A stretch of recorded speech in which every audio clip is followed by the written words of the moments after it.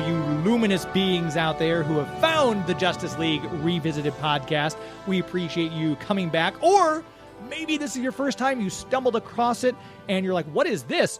Welcome to the show. I'm one of the hosts, James Enstall of Geek to Me Radio. My wonderful co-host sitting right on the other side of the Zoom screen in a dark lit room smoking a cigarette through a holder. The voice of Wonder Woman, Susan Eisenberg. I love how you introduced me as some sort of femme fatale in a film noir movie. I'll take it. Thank you. It's the wide-brimmed hat. That's what really sold it. He's making this stuff up, folks. I am not smoking a cigarette, and I do not have a wide-brim hat on. But thank you for giving us that image. I'll take that. I like it. You know what I like? Hi. I like is this episode, Tabula Rasa, which we're going to talk about. I think you and I have talked before, and I've said this is one of my very favorite episodes of the series, Justice League. And when I was looking over it again to get ready for the show, the guest stars, I mean, Clancy Brown coming back as Lex Luthor, that's always just, big check on the list for this is going to be a good episode. Lisa Edelstein comes back as Mercy Graves. Robert Picardo as Amazo, which is a really cool villain. But then you've got Tom Kenny.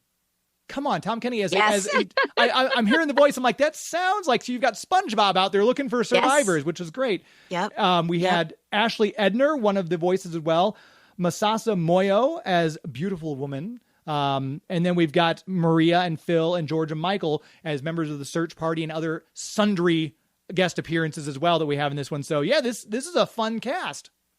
Yeah, and this was an epic episode.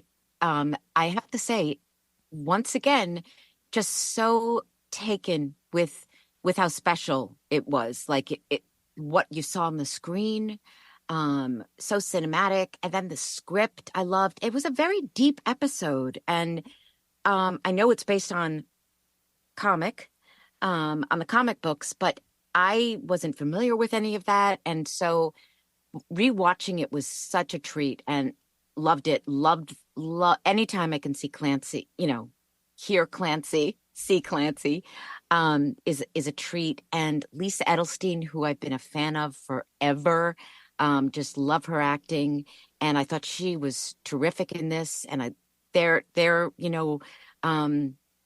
dialogue together was great. Their scenes were fantastic.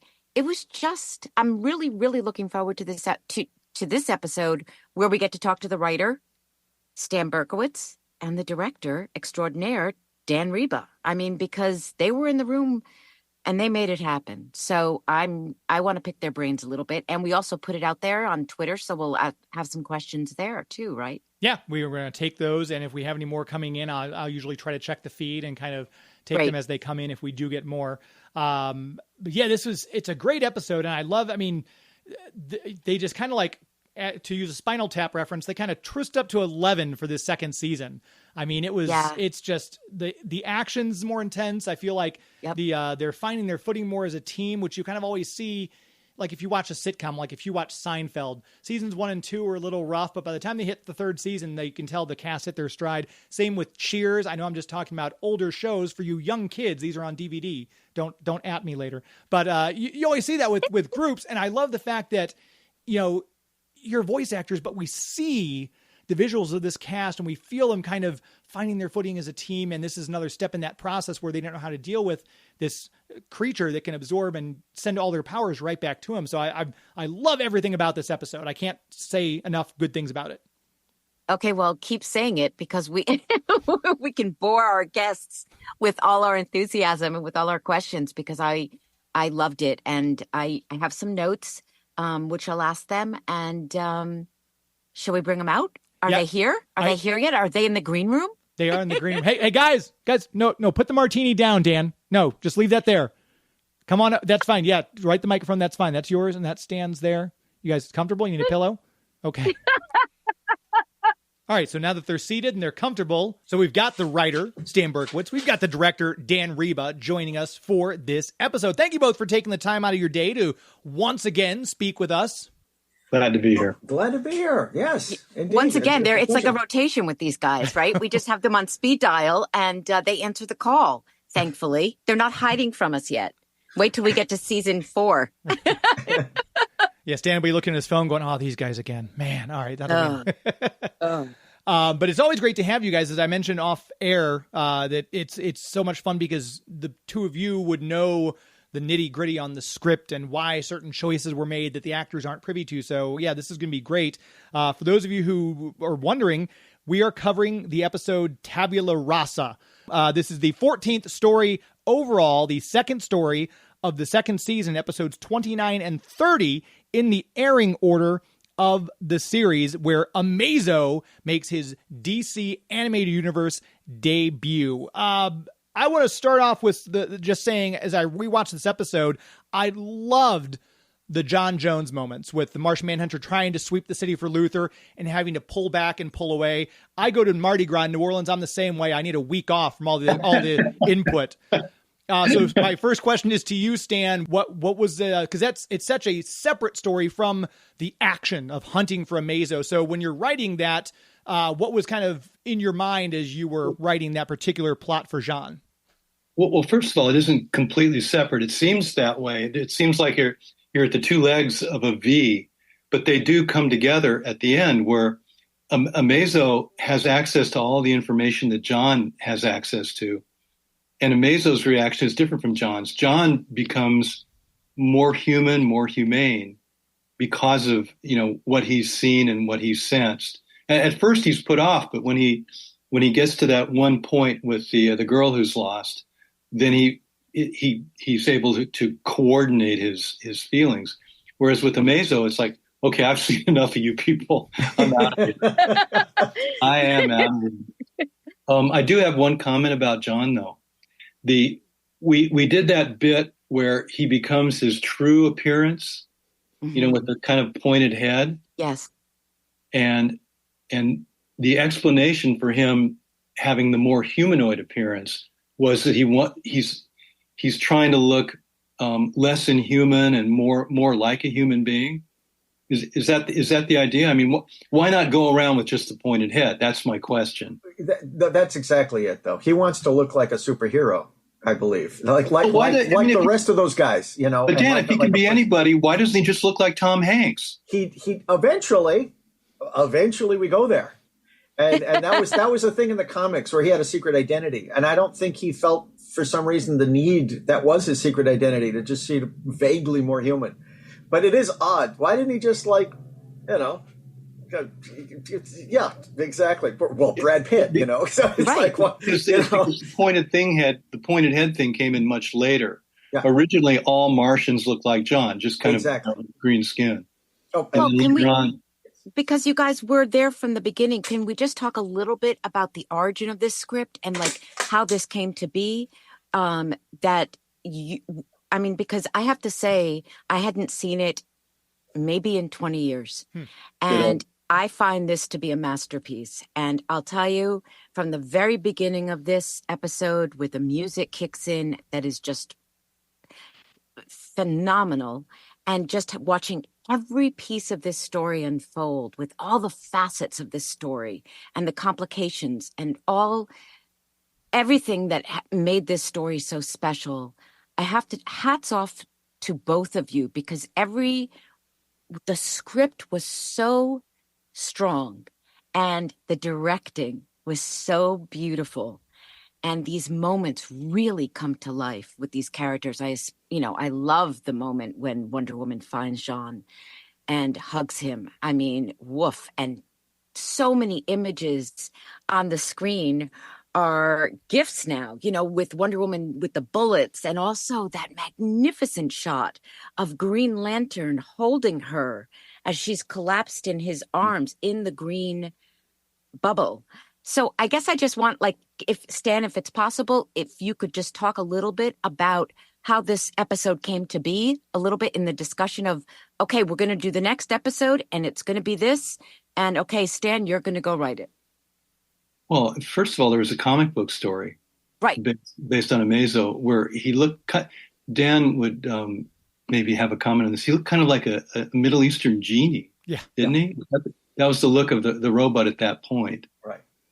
And the story existed in the comic book for one trick ending, as many of those old comic books did, which is that in the trick ending, we think that Amazo has co-opted all the powers of everybody, but Green Lantern has tricked him.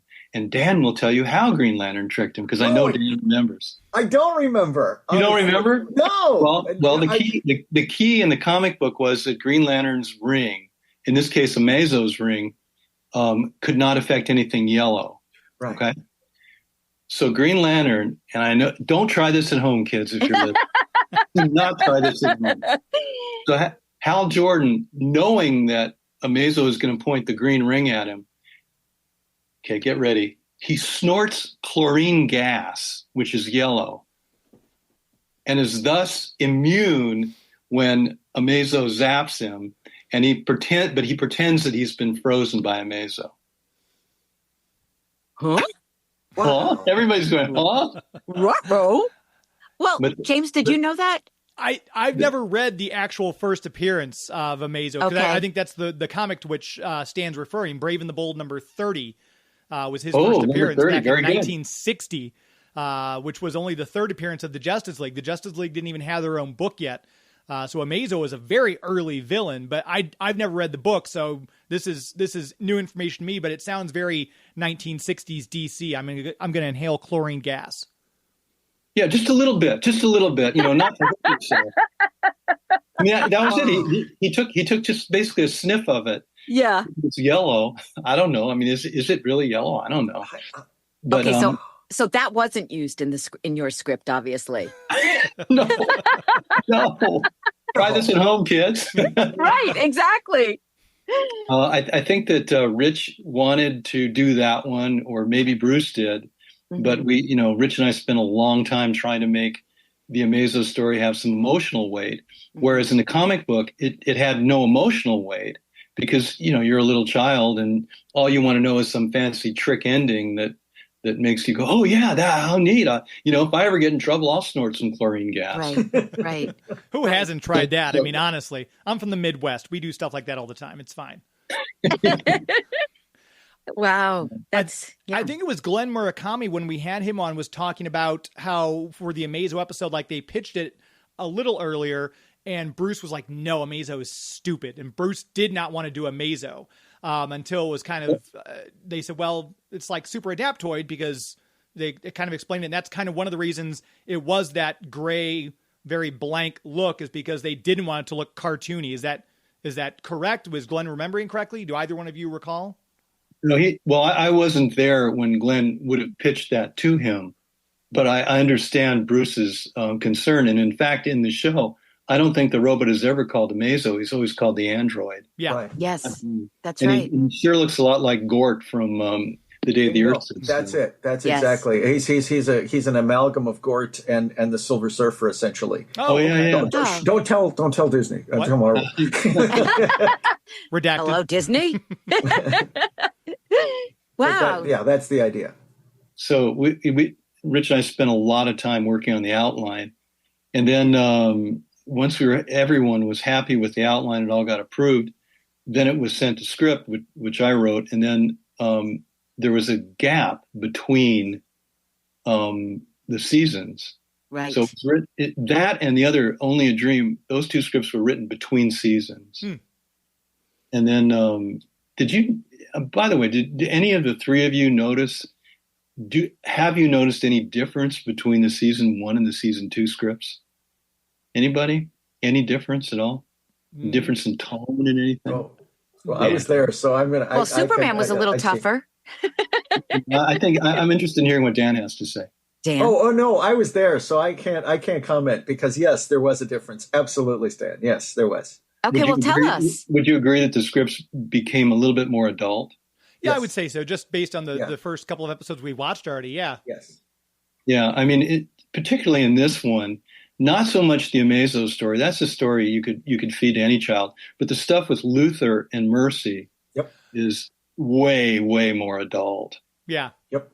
Yeah, he was. There's implications there. Absolutely. On their relationship. That's like the transgressive stuff. I don't even know what a child would think of the word transgressive. But I mean, in simpler terms, Mercy was a girl who liked bad boys. Right. See, Susan probably knows women whose lives have been ruined by an affection for bad boys, an attraction to them. I've known. I may know a few. I may know a few. I may. You know exactly what we're talking about. Yes, of course. What would a 10-year-old child know about that stuff? And yet there it is in the episode. So talk to us about that. What was the evolution? So what was the impetus from going from season 1 to season 2 and having those pieces in those scripts? Was there a note from somebody, or was that no? It was more fun for the writers. Exactly. Certainly me, and certainly Dwayne. Okay. I'm not sure about the freelancers, but it was certainly more fun to make it more adult. I'm not sure if making the show more adult was a wise thing to do. I don't think that the Luther Mercy stuff would have survived in season 1. So, and I think that, the young kids related more to the kiddie-like version of Justice League. Shouldn't call it kiddie, but go ahead. Comic booky, yeah. It was just, admittedly, it was written season 1 was written for a younger audience. I was going to ask, was there something that okay, now that we're greenlit for a second season and we're getting feedback at that point, because obviously back then when these were written, we didn't have the instantaneous Twitter and Instagram to tell us what was liked. Were there feedback coming in that said, hey, we'd like to see more of an upshoot on the drama? I guess is a good way to say it. No, that was internal. Okay. Not entirely. I mean, the stuff was internal, but stuff was coming in from the internet. There you go. Yes, it wasn't the network. It was. Just so you know that I still have my writing ability. Yeah. The whole thing in my book is described in one sentence, and that one sentence, and you know exactly what I'm talking about. That one sentence is adjustments were made. Okay. Well, and also we had Rich on the other day to discuss the last episode, the first season 2, episode 1, World War II. Twilight. And Rich was telling us that there was an 8-month gap between season 1 and season 2. And I thought that was remarkable because I didn't before they knew they were going to get picked up for season 2, they weren't sure.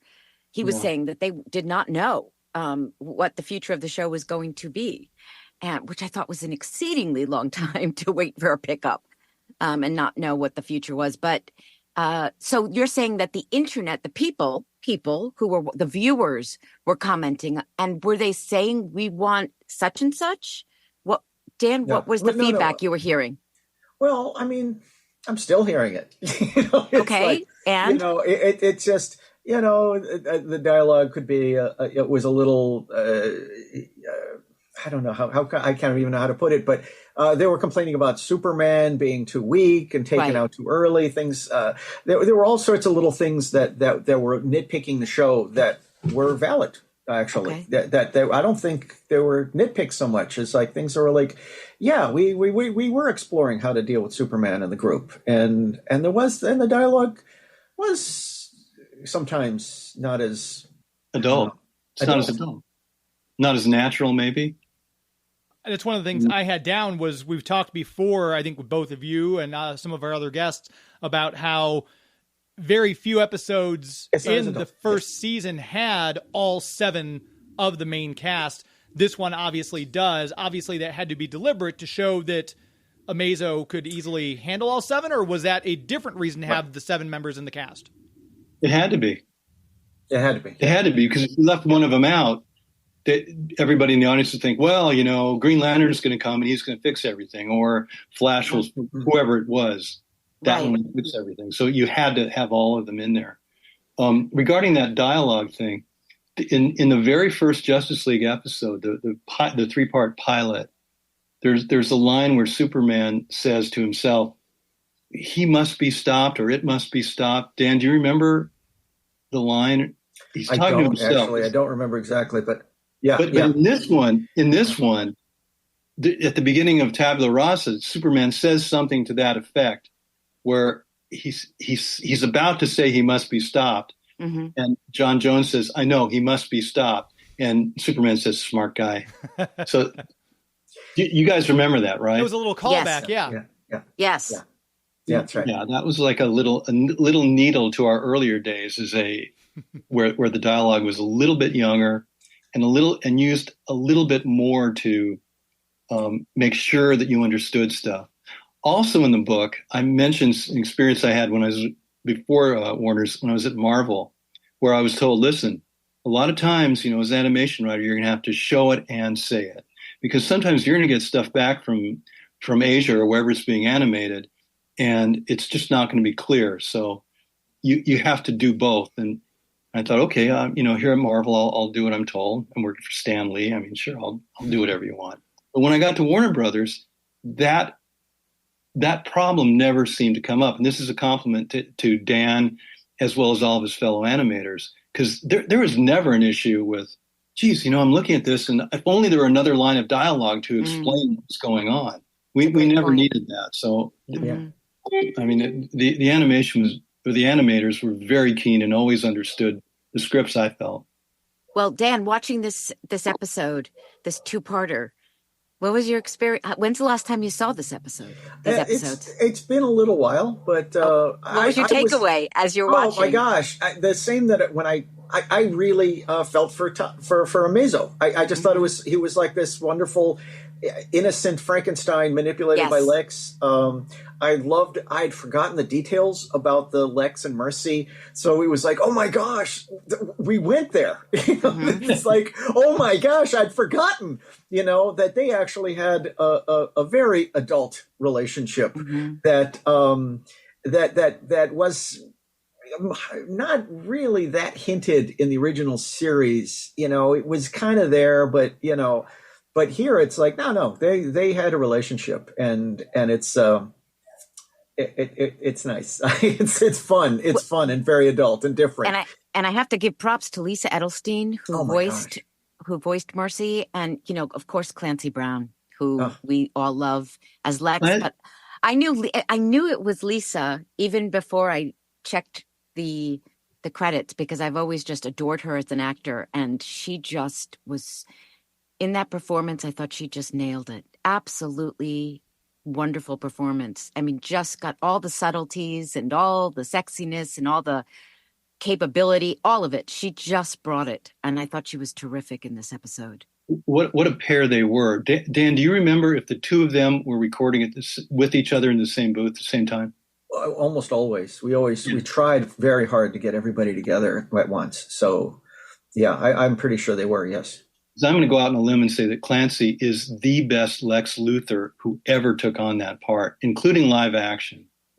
Yeah, that's the voice I always hear when I read the comic books, and I've always been disappointed with when I see Lex Luthor, like when they got what's-his-face for Zack Snyder's Justice League. I'm like, how is that supposed to be Lex Luthor? And, as much as I love other people who have been in live action, obviously Michael, I think, I'm not just saying this in case Michael listens, Michael is the best live action version we've gotten, because it was a younger Lex Luthor, and I can see him growing into what Clancy Brown's going to sound like eventually. But to take nothing away from any of the other actors, but I've never seen anyone who gives me that on-screen interpretation that I get from hearing Clancy's voice. By the way, he can be grandiose. Yes. Like when he's the head of this big industrial organization.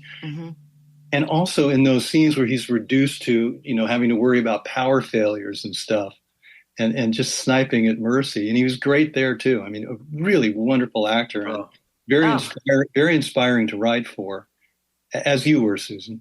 Thank you. And I have to say, that's the right word, actor. So he's an actor. Forget the word voice actor. He's an actor. Lisa's an actor. And they just brought all the subtleties and all their experience as actors to that performance. And it knocked me out. I thought it was just terrific, that interplay between the two of them. But Lex throughout the whole thing, because he's a constant in the show. Clancy knows how I feel about him. I've been very open with my fangirling with Clancy. He knows. there is a visual gag in here that we did. It was scripted. I think it was. I don't think we just threw it in. Where Amazo's looking for Lex, and he's scouting around and he sees a bald guy Yes. on the phone, and it's Michael.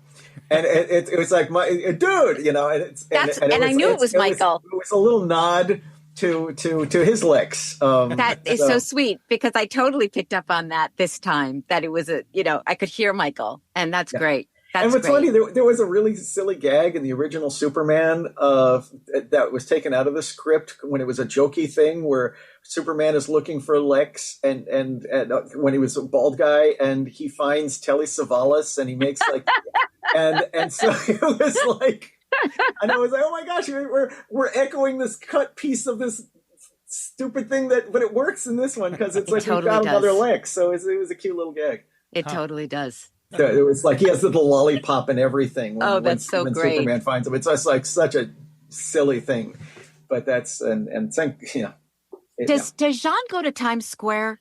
Does Jean go to Times Square when he's starting his mission to listen to hear people and what's going on in their minds? Because I thought maybe you don't want to start at Times Square, John. Maybe you want to start in a small town in Milwaukee. Start in Westchester. Gradually ease into it. I just thought that was a little rough. Poor Jean. Hit upstate New York from Mars first. to Times. Less right, populous. exactly. Woof.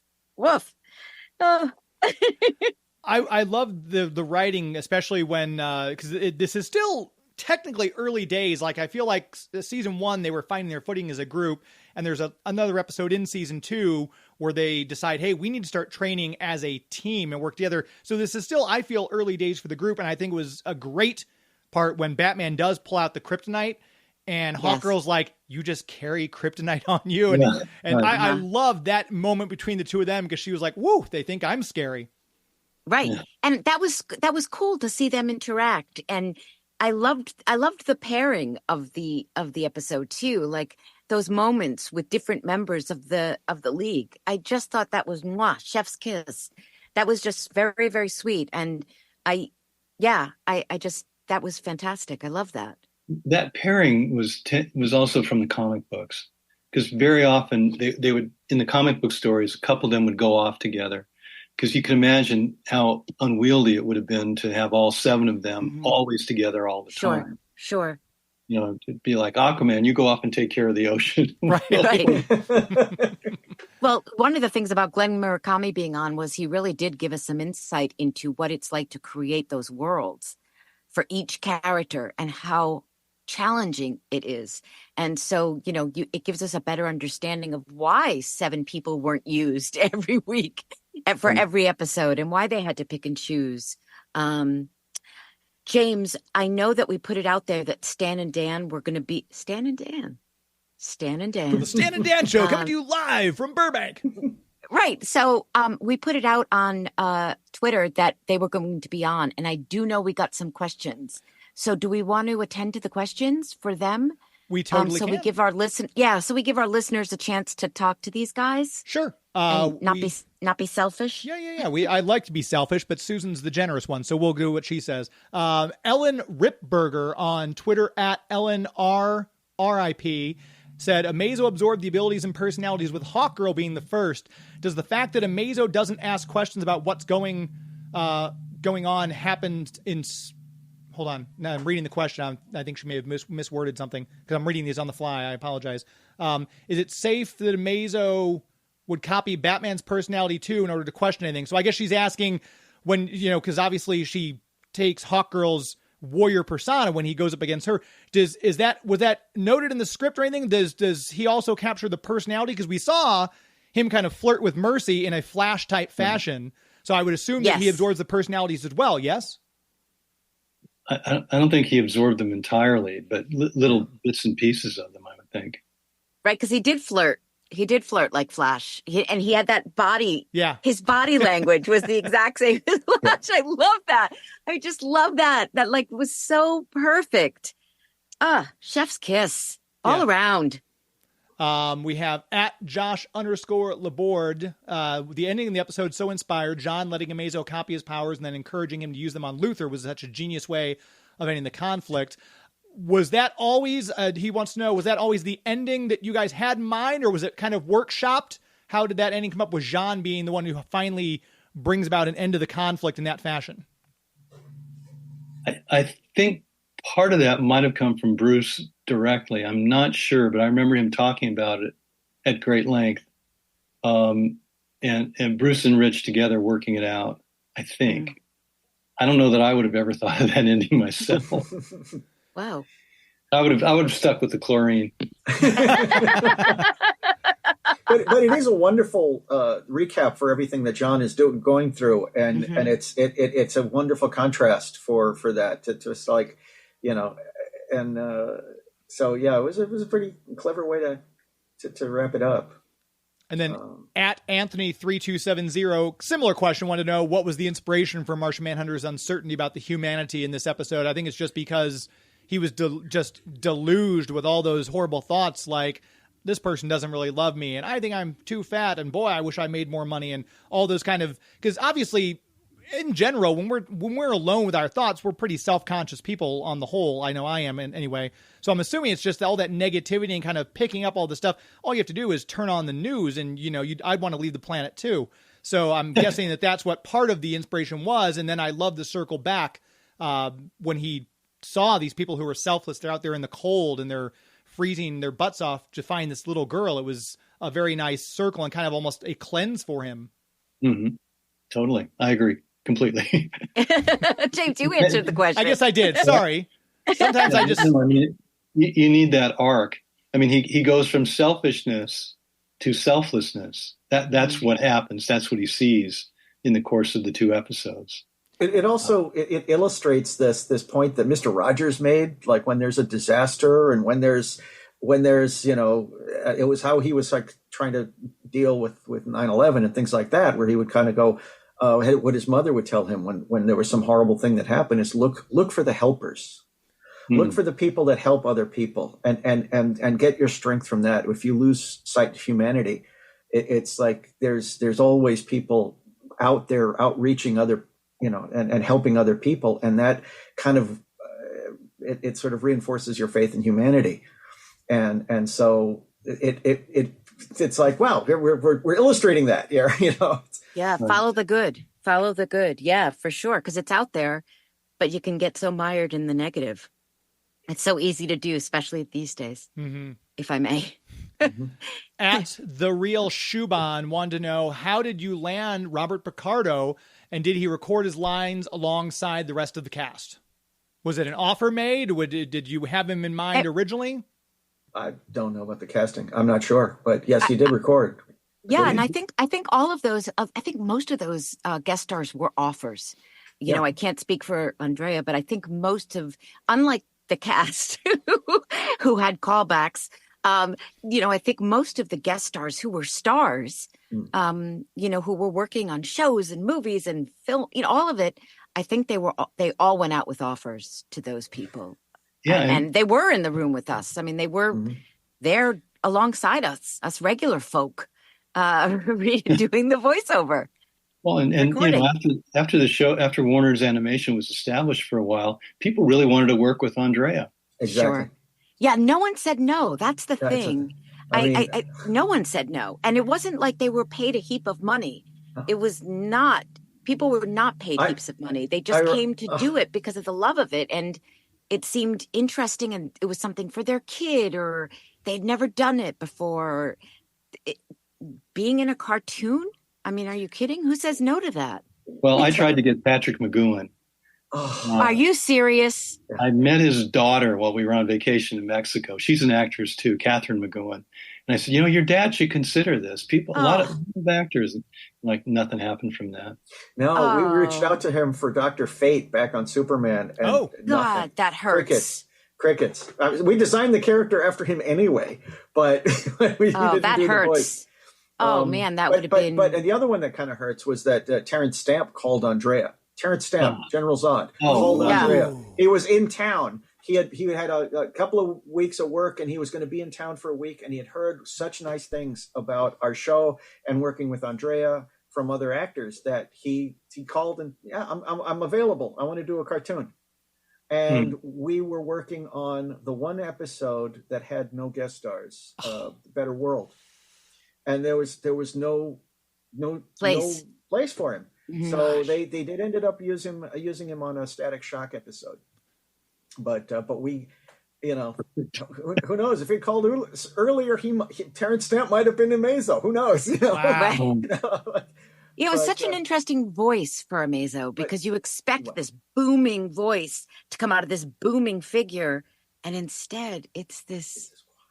Yeah, what a. And the thing is, Picardo is also kind of a nerd. He's a bit of a fanboy himself. So he enjoyed it so much, we called him back, and he was Blackhawk later on when we. Oh, Blackhawk was before this. Oh, was it?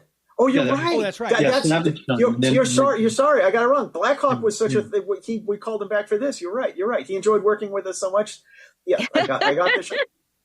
Well, I mean, I was never in the recording booth, but I'm assuming that almost all the actors enjoyed working with that show. There was never any screwing around. I mean, the work always got done. It was good work. I mean, do you remember anyone complaining, Susan? Well, if I did, I wouldn't say it here on air. Well, Stan, I remember seeing you, though. Yeah. I remember seeing you there during the records. I remember.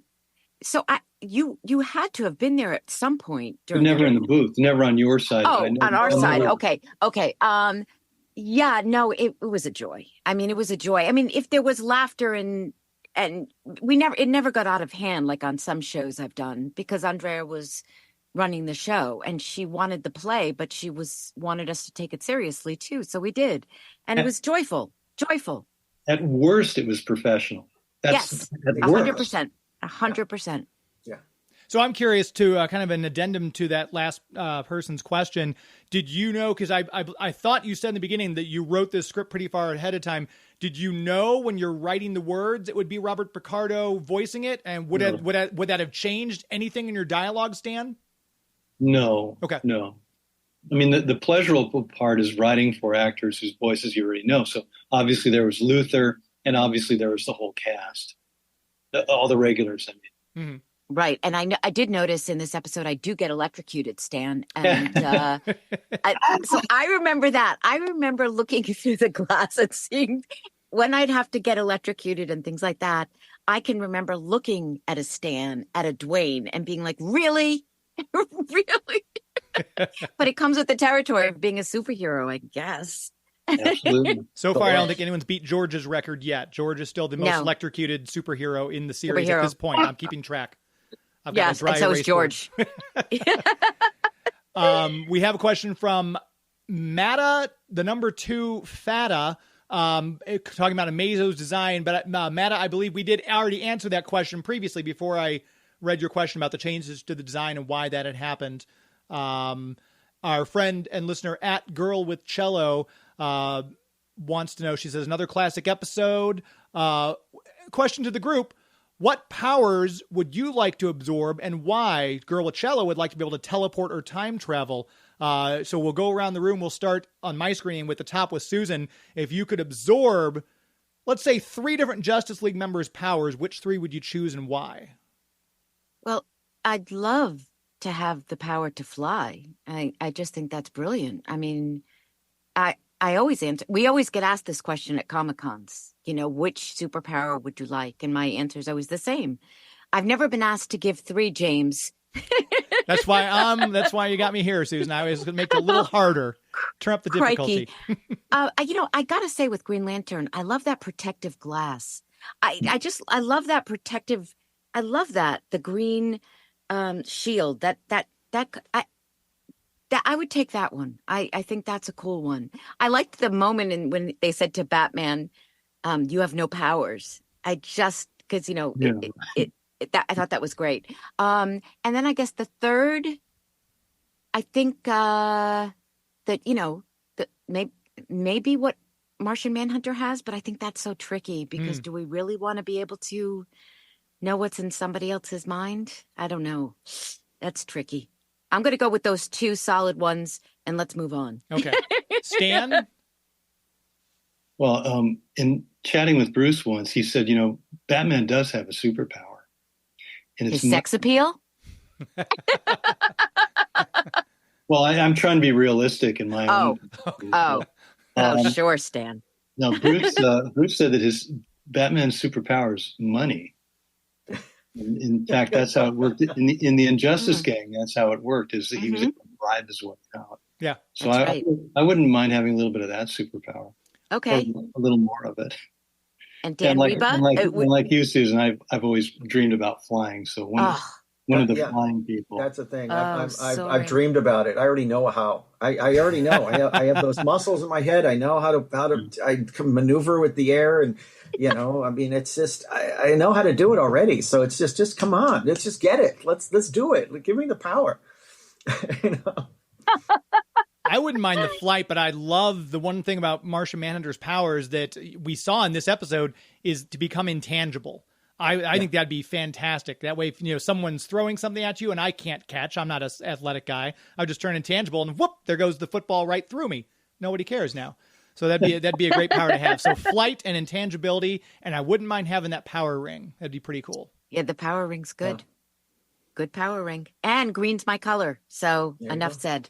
Let's see if we have any other. I think we had another question came in here. At the _real world, REEL, Mazo makes a great antagonist for the League, but it's very sympathetic since he's basically like a child. Did the writers and producers always intend to bring a Mazo back for a later episode? Was that why it was kind of left like he's going off to the stars, or was it not planned that far ahead that we knew we'd bring him back at some point? And Dan or Stan, either one of you can answer. Well, that ending certainly demands a sequel.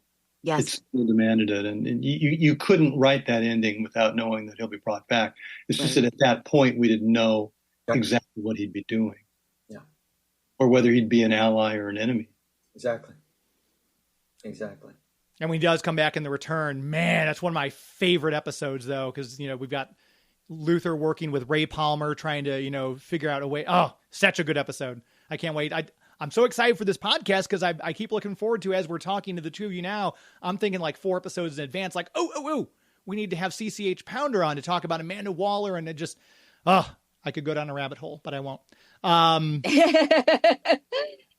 I was trying to think if there was something. Oh, with this one, obviously we mentioned Lisa and Clancy coming back. Was there any hesitation? Like, was there ever a part with like Mercy where she voiced her in, an episode or a series before where, we couldn't get another? Did that ever come up with you guys as you're going through the episodes? Well, it was like Lisa an immediate, I'll reprise the role, or was there ever any hard time getting someone to come back? Not that I know of. Not that I'm aware of. In fact, I think that's kind of funny is that Dwayne wasn't on the show on Superman when she was Mercy there, but he had gone to school with her. So they were friends for years. So it was kind of fun. Dwayne knew Lisa Edelstein? Yeah. Bob Goodman knew her too. Really? Yeah. Wow. Oh, okay, well. There you go. See? Great actor. Yeah. Yes. Yeah. She's, yeah. And you know what, James, I don't think people, first of all, actors like to work. Sure. And it's a pretty good day of work, to go to the studio, do your lines with with the cast and Andrea and, and then you leave. You're not stuck in a trailer all day waiting for the lighting to get done. It's a pretty great gig. I don't think many people said no to it, if any. As I asked the question, I realized that we're talking about guest stars, but I always think about Tim Daly was not available for Justice League. He had a conflict until he brought in George. So that's why I was curious if there was. I didn't mean to say that Lisa would have turned it down. I'm not coming back, but she may have had a conflict or something. So. Yeah, but I think most people. Tim's an exception because I think most people, like Michael, was doing. Smallville, and he would make it work. And, Kevin was by Coastal, and he would, he would always record, like you just figure it out. Mm-hmm. I also think Tim, for whatever, I think if you asked Tim today, do you wish you had worked it out with your schedule? He would say, yes. Because I sometimes don't think we appreciate, in those moments, what things are going to be. We can't know. All 7 of us are amazed that we're still going to Comic-Cons and being asked questions. And, it's the gift that keeps on giving is how I describe it. So I think Timmy Daly, he loves having been Superman in the animated series. And I think, he doesn't take any begrudge George the opportunity, but I think he would have played it a little differently. And as we wrap up, were there any other thoughts from either one of you on this particular episode of the series? Start with Dan. Any other kind of closing ideas or things you want to put out there? One of the things I'm proud of on the show, it's on my website, my storyboard, is that I don't know what the reason. I'm pretty sure we expected more action in part one. We were probably going to, but I think we just kind of like hit the stuff that made sense, and we didn't embellish as much as maybe some other directors would have, so that the action was fairly concise, and we ended up being a minute short. And so we found that Lex is talking about needing fuel, and then we cut back to him like breaking out of the base with it, and we're like, well, let's just do a sequence where he goes in and gets it. And so we found some stock backgrounds of some facility, and I was able to just like vamp the whole sequence, the whole sort of Terminator scene where he comes in, and all this stuff where we're seeing him scan people for the first time to get their fingerprints for the handprint thing. Yeah. And the way that the hand comes out of the little hand comes that out was of genius. all of that stuff. I came up with all that stuff. That was brilliant. I'm so glad you mentioned that sequence, because that was a long sequence. And it was and I love it. And it's a testament of how bad a director I must be that there was a minute left of stuff. This was almost the episode where Dan Riba was fired, folks. You heard it here first. No, I love that. And it's we did what we were economical with all the action. It worked. Sure. It was all what it needed to be. But we usually embellish. There's usually a lot more like, oh, let's add more punches and more of this and that. And there was not as much of that. So I'm like, well, oops. Well, I'm so glad you mentioned the hand, because I thought that was, I loved that moment. I thought that was great. And in that moment, I thought, God, from the script to what we're seeing on the screen, how many steps are there? Because it's phenomenal to me how many steps are involved. And so often we'll say, Dan, that was a beautiful shot. And you're like, yeah, I can only take so much credit for it because, this one, and this one were involved in making that shot happen. There's such a complexity to cartoons. And especially now with what we can do. Right. I loved that sequence. I'm so glad you brought that up, because it really stood out to me. I was like, this is a really thoughtful, lengthy sequence where he's getting the stuff out, the fuel. I enjoyed it, but I was very curious. What kind of guards fire live ammo at a guy carrying a container of I thought that too. fuel? I'm like, this is going to end poorly for someone. I know. I thought that too. I was waiting for the explosion. Me too. That's funny. Yeah. Well, they weren't that bright. They were just there to protect. It's minimum wage. First. It's just a Shoot job. First, Yeah. right. Stan, how about you? Any closing thoughts or final says you want to have on the episode? I watched it the other night on Netflix. Yeah. I'm just thinking, I didn't write that. And then as soon as the stuff with Luther and Mercy came on, I thought, oh yeah, I did write this. Just having seen removed, or are you kind of looking back and like, wow, I didn't recognize it. And then finally the stuff with Luther and Mercy, I go, oh, that sounds like me. But as Dan pointed out, there, at least at Warner Brothers, the artists were freer to the expression they often used was, let's plus this. Mm-hmm. Huh. They were freer to add to action sequences. When I worked at Marvel, they literally wanted every punch to be choreographed from the writers. So we would do that. Huh. And as a result, there would be no unfamiliarity at all when you saw the finished product come back from Asia. It's like, oh yeah, that's every punch. But at Warner Brothers, you do get surprises. Luckily, I've complimented the animators time and again. Luckily, you could trust them I guess it's sort of improvising, or to go off on what you had written without working against it. or taking a bad step in the wrong direction, making it laughable or making it not credible. We were very, very fortunate that way. But I don't think it was just luck. I think that from everyone, starting with Gene McCurdy, going down to Bruce and everyone else, they were very good at hiring good people, talented people who worked very well together. For sure. Absolutely.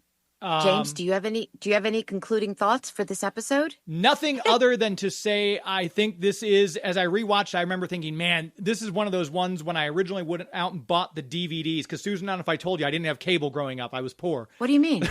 Can we talk about that later? We'll off the air. We'll get into it. Okay. So, good. but I had the DVDs, and this was one of those ones because I'd come home and I'd be like, I want to watch something. This episode would be one of the ones from season 2 that I would go to. I'd say in the series itself, easily a top 5 episode of Justice League for me, just because I love the idea of Amazo as much as I like the Super Adaptoid in Marvel Comics. It was just, it's fun. You get the entire cast. There's a lot of great moments where you see each character get to shine. So that's my final thought is this for me is top tier storytelling and direction. And that's why I love having this conversation with both Dan and Stan. And one of the things that jumped out at me when I was watching it was how damn good it is. It's just so damn good. And I thought, and I know I've said this before, but I'll say it one more time.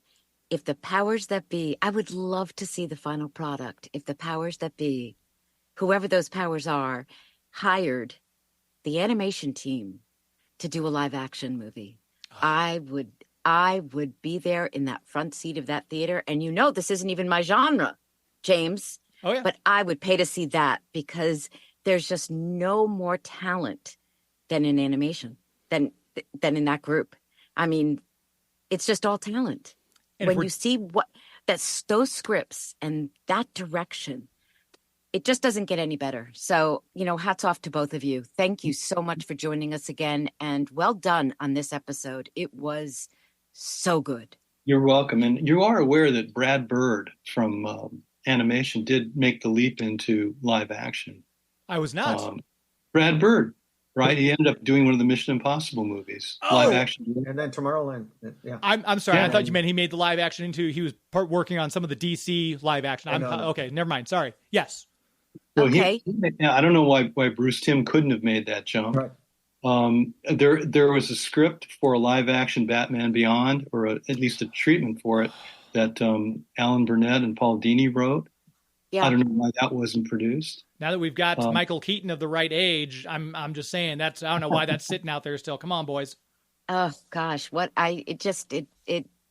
anyway, to be continued, but I appreciate you both coming on so much and sharing your memories and your feelings about the show. And, we couldn't appreciate it more. So thank you guys. And until the next time, because there will be a next time, if you agree, thank you. And we'll see you guys soon. There they go. As I said during the recording, to have the writer and the director on, I feel like we get some really good insights. And all my questions were answered. I don't know about you. Oh yeah. I mean, I think I gush too much. Am I gushing too much with them? Because I really am.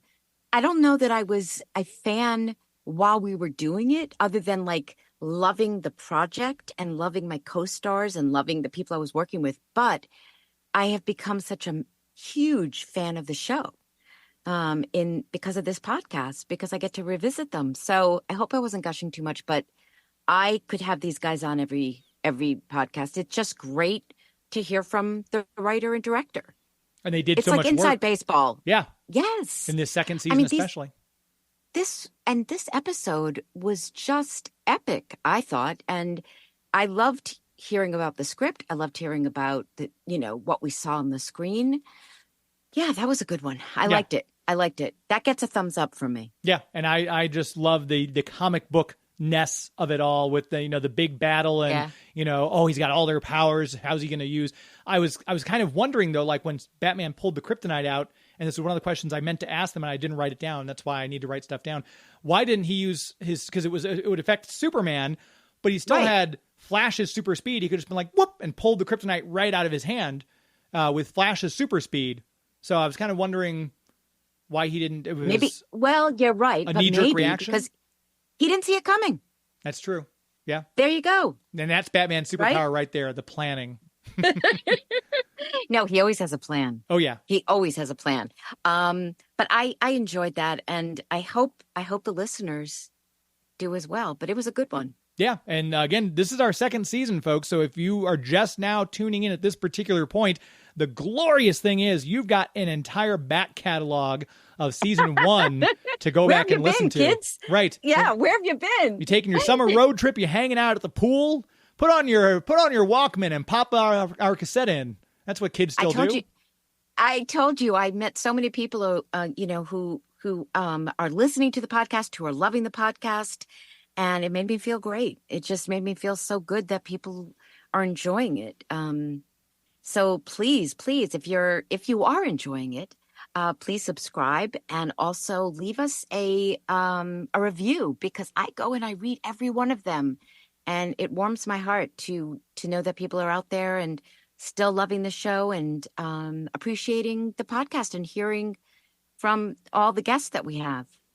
Yeah, I love, because you just came back from Nashville and you're like, oh, so many people said they liked the Kevin tribute, and it's always good to hear, because I don't have that immediate feedback. You get to go, and you've got fans, Susan. I sit in a dark room and do sound editing, but it's nice for you to be able to. First of all, you have a fan in me. Well, okay? Thank you. That's kind. I have the best co-host in the world as far as I'm concerned. It's true. You're such a pro. But I've gotten great feedback from the show, so from our podcast. So thank you for those who are listening. Thank you for those who are spreading the word about it, and welcome new listeners, and enjoy the all of season 1 that you have to go back to. And I'm excited because we're just starting season 2, so we still have a lot more episodes yet to cover, and then we've got a Justice League Unlimited, and it's exciting to think about where we're going and who we're going to bring in guest-wise. We've already recorded 3 or 4 episodes that the fans don't even know about yet. That we get to surprise them with. I'm excited. And if people want to find out more about you, check on your upcoming conventions, maybe see if you're coming to their neck of the woods, website, social media handles, things like that. Well, thanks for asking. So SusanEisenbergVoice.com is my website. And you can also find the podcast on there as well if you're looking for an episode. And in addition to Apple and Spotify and everywhere else you listen to podcasts. And then Susan Eisenberg 1. The number 1 on all social media platforms. All right, not all, but a lot of them. So many to keep up with. Oh, too many. But yeah, so if you want to find me, you could. And James, take a deep breath. Get a breath in before you give your litany of social media and how people can listen to your radio show on Sundays and all of it. Okay, go. Yes, I am at Geek to Me Radio, TO like Geek to Me Radio, on Twitter and Instagram, Facebook.com/Geek to Me Radio. And then we do, as Susan said, a live radio show every Sunday at 10 p.m. Eastern, 7 p.m. Pacific, where we go live. If my executive producer, Joey V, is with me, we run video. So if you could go to YouTube, we just hit our 1,000 subscriber mark on YouTube. Very happy. So if you haven't subscribed yet, please do on YouTube as well to Geek to Me Radio. Hit the notification and the bell, so that way you'll get notified every time we do have a live show. We got a lot of great ones coming up. I can't say because I'm in the negotiation process with a couple of guests, so I can't confirm them yet, but you've got a huge back catalog to go through. We just had Nicole Maines on talking about the new Suicide Squad comic she's writing. We've had Phil Morris on the show recently talking about Seinfeld and Star Trek and all the stuff he's been in. That was great. I listened to it. I loved it. That was a terrific one. He is superb. Such an incredible talent. Adrienne Barbeau, Catwoman's been on recently, so lots of stuff to listen to. So if you like what you hear, make sure you tell your friends. If you don't, tell your enemies. And on that note, I think we're done for the day, and it's another one in the can. And just stay tuned, everybody, okay? Because the conversation continues.